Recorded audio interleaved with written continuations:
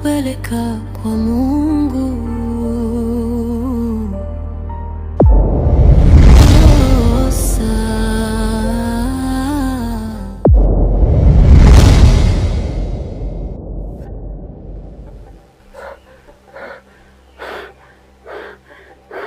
Hivi nyinyi mnahitaji nini kutoka kwangu?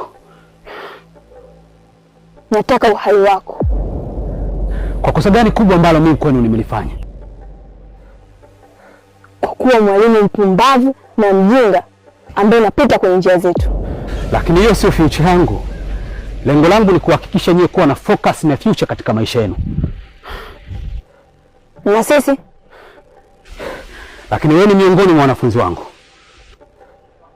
Mimi sipo kwenye dunia yenu.